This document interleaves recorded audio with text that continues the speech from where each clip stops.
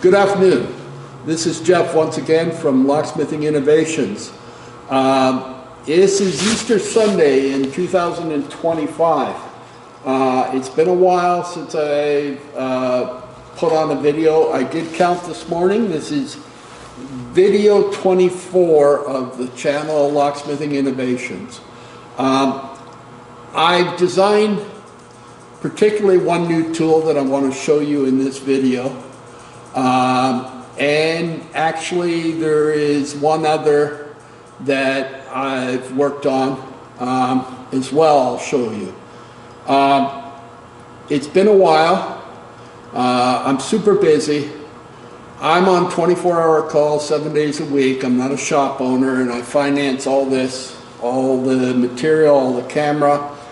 But I've been lucky lately to purchase a little mini milling machine and a little mini metal lathe, which is allowing me to get a lot better results quicker for the tooling and that I like to design to make our work more efficient. This particular tool that I'm going to show you is my version of a hollow metal door. Now this is a partial hollow metal door that fits the opening. We put it on one hinge to show you a strike marker. Now there is one other manufacturer of hollow metal door strike markers, Major, and I don't have one. It's the Major Hit 24, which is kind of interesting considering this is my 24th video. Nice. Just worked out. The thing I'm not happy about the Major model, although I'm sure it works perfectly, is that you have to pit bull or squeeze play the edge of the door to use theirs. To me, that throws the installation procedure out of rhythm, out of sync, and you lose time. And that's what I've always been about, efficiency and time when I design stuff. Now the Major selling at US Hardware down in Florida, there it is there, is $55 American. And as I say, you've got to pit bull or squeeze play your door first. The model I've come up with, all you do is in your normal installation, you're going to mark for your back set, and I use something like this. I don't even know if I'm on 2 3/4. Give me a second. So there's 2 3/4 right there. So I would slide this up and down. There I got 2 3/4, okay. Then I would take and mark my mark there, mark my edge of my door, and then I would take and mark my edge of my door for 1/2 inch and 3/4, which we all know is 7/8, so I can drill in center like that. I pick a pencil, a little square, ordered off of Timu, that now I could drill a 2 1/8 inch hole there and a 1 inch hole there for my deadbolt install. Now, when I drill the 2 1/8 inch holes and the 1 inch hole here, so first I drill my 2 1/8 inch hole. I clear out, in this case this is a foam lined door, sometimes it's cardboard depending on whether it's an exterior or whatnot. Then I drill my 1 inch hole. This is what I mean about efficiency. I don't want to take that 1 inch hole saw out of my drill until I drill the frame. So I want a hollow metal door strike marker that I can use at this point in the installation, so that in my drill is still my 1 inch hole. Then saw. Then I will then use my pit bull or squeeze play, whatever brand or model you have, and then I will put the drill in to drill and tap for my screws to hold my mortise deadbolt, my mortise of my bolt in. So, what I've come up with, now, understand this. I do understand there's lots of methods of doing it. And I've used different methods over the years. I know some guys put lipstick on their end of their bolts. I don't like to do that. I find it messy and silly. I know another guy that puts Bondo on the end of his bolt. I know people that will take a pencil and draw, but the trouble is when your hole's out and you drill into your frame, you then got another step to correct it if it's not perfect. We had this happen once on a job. So that's what made me saying, okay, it's time I design hollow metal door strike marker. Some very good plastic, machinable plastic. Okay, your 1-inch holes here. As you can see on this, it's beveled because any hollow metal door is beveled. The green dot here should always face your crimp seam or your low spot on your bevel. 2 rare earth magnets, okay, will fit a pencil or it will fit a marker, like a hardened steel marker. I like the pencil method myself. These are golf pencils. You buy a box of 100 of them for next to nothing, including a little stapler. Even put a tether on it, so if you do drop it down in the door, you can pull it back up easy. Can you show them a quick look on it? Like, yeah, I'll zoom on it for them to show it. Yeah. Yep, on the other side. Yep, that's correct. Thank you. Okay. Sorry to disturb you. Thank you. No problem. So what we're going to do is we're going to put this in our door. Okay. Now when we put it in our door, we're now going to just move it over, and I'm going to show you this again. Now, you can just let your tether with your piece of foam that it won't go through that hole, go down. And then you insert your pencil from the edge of the door. Now I'm going to turn the door so you get a look. Now, I couldn't start destroying the boss's doors, so I managed to get a used door off of one of the hardware suppliers that I could design and make tools off of. You can see now it's sticking out that 1-inch hole with your pencil, which is right center of where you want to drill. So if I now had a full door on 3 hinges, I'd close it up like this, okay? And obviously, I would then just press on the pencil, and I would move it in and out like that.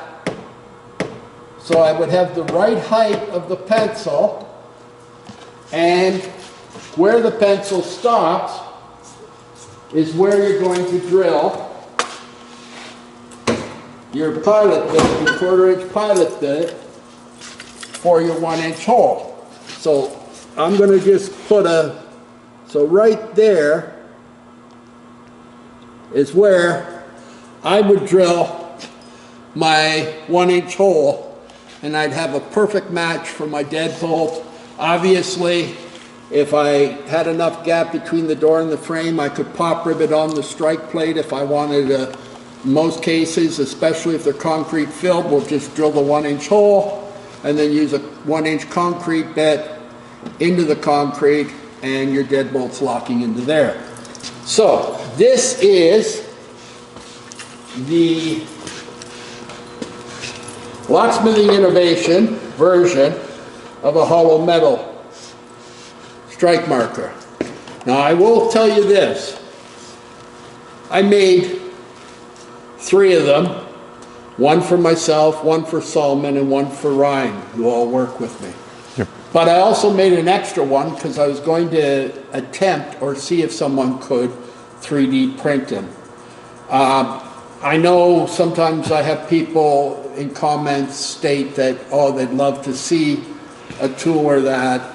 I'm really, because I work more than 40 hours a week as a locksmith, I've been doing this locksmithing since I was 17 years of age. Professionally, I started my first professional job with Chubb, Mosley and Taylor, the largest company in the world, when I was 18.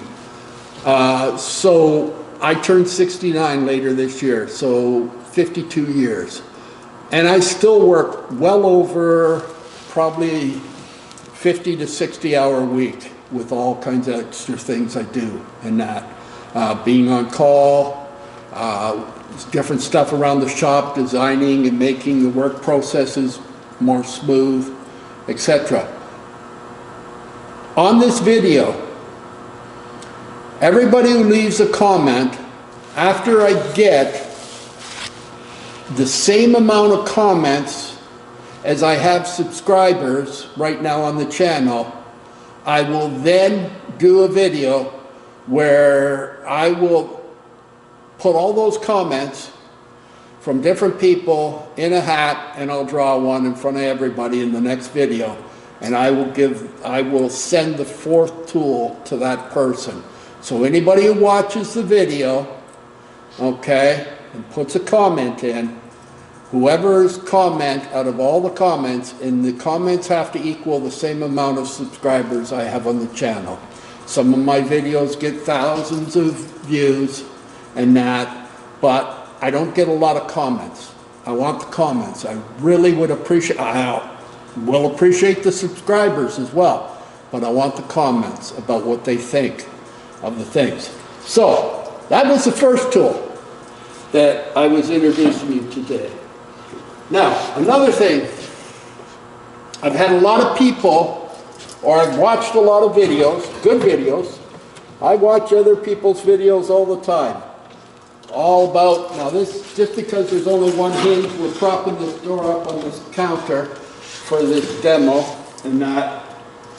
One of the things that a lot of people have had trouble with is trouble with putting on angle iron when it comes to squeeze plates. Okay, this, because I have a milling machine now, I can mill slots, I can make things. So this, if I was using the pit bull or the squeeze plate, you see, one-handed, I put that on, I take one of my magnets, and I turn it on. You know how I love these magnets, anybody who's watched other stuff on the channel. So now I've got it in position, and I grab the other magnet for the other side, so I'm not struggling as much to put the braces on to use the pit bull or the squeeze plate. Now that I got it, I can sort of level it up where I want it. Take my clamps,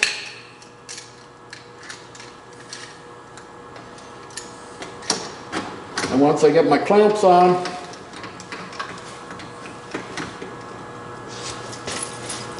and I'm just going to put one clamp right up here,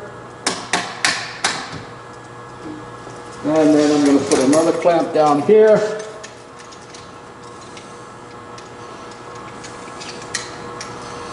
And usually I put the clamps on the opposite side so that one clamp is giving more tension from one side, one clamp's giving more tension from the other side, but it really doesn't matter.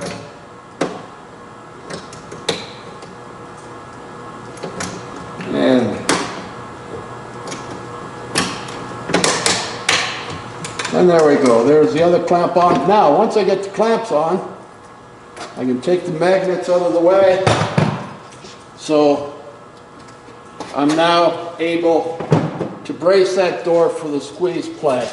Now I don't have it right over the hole because when I did the prep on this to save room for designing of other things, I put her way high on the door.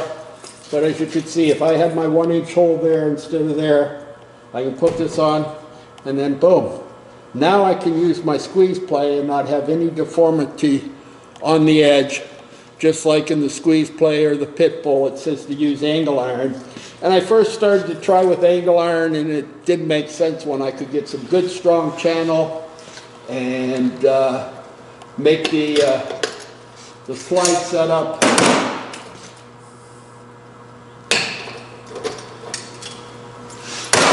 So, as you can see, very flexible, in and out, easy to dismantle. I painted this a couple weeks ago, put a couple scratches on it, some nylock nuts that won't come loose, some washers, and it'll expand in and out, and there you go. It all goes back together in a nice little neat thing, and there you go there.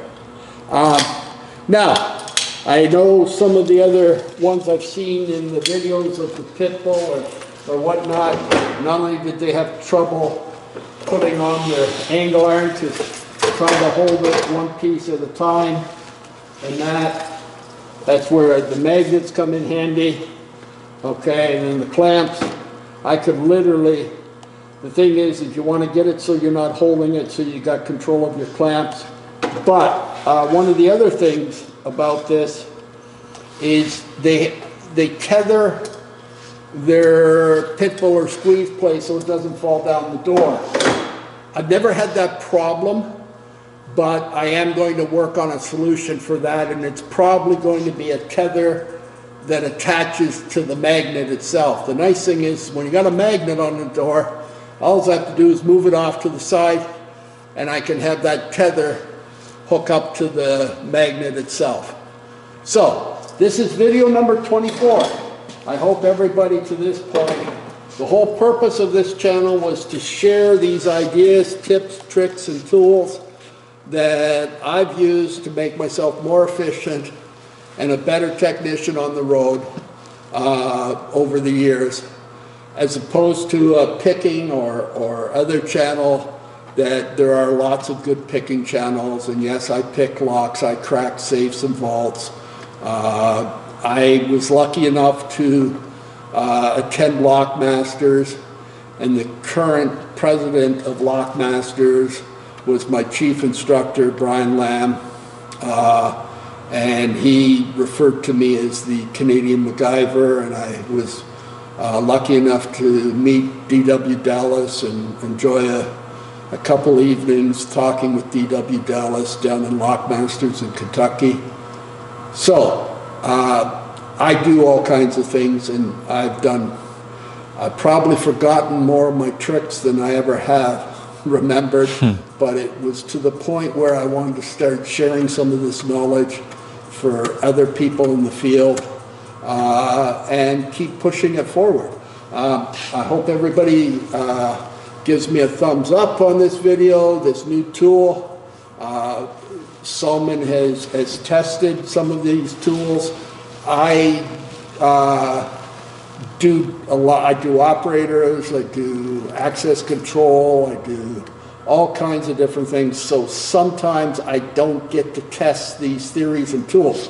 One thing I didn't show you, which I was looking forward to showing you, but let me find it quickly, and that is the prototype. The prototype, yeah. Do you want to run back to that back room and grab it by the milling machine, Sullivan? Yep. Thank you.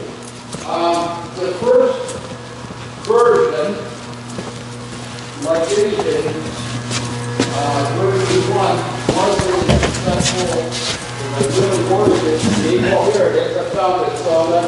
Yeah, it's locked as well on that side, but that's Okay, first version. And boy, did I not hit well on that one. And it's always important to show and be humble and say, yeah, first version of it was, okay, I need something to keep that pencil in the center after I drill the 1-inch hole. I took a rubber sink stopper, shaved down the sides, siliconed in a piece of brass tubing, the same size as the pencil. And the trouble with this model is, and I will show you as soon as I get it in the door here, is because I couldn't adjust for the angle, my hole would be either off one way or off another way and not kept dead center. And because it was rubber, it would be flexing all over the place. And it's like, okay, back to the drawing board. Let's make it proper if we're going to make it. And that's why version number 1 will never be seen again or used again. Basically, as with everything, you take a concept or a principle and you move it forward. As I say, the only other one that I know of is the major one, the HIT 24. It works, but as I say, what I don't like about it is it takes you out of a flow, a workflow, or a sequence. Once you got that 1-inch hole saw in, you want to keep that 1-inch hole saw in as your next step to drill your frame, and then put your pit bull or squeeze play in, and then put your drill and tap in for your screws holding your bolt in during your installation process. Thank you very much. Everybody, take care till the next video, and thank you to this point for anybody that has subscribed or has viewed my videos. Appreciate it. Take care now.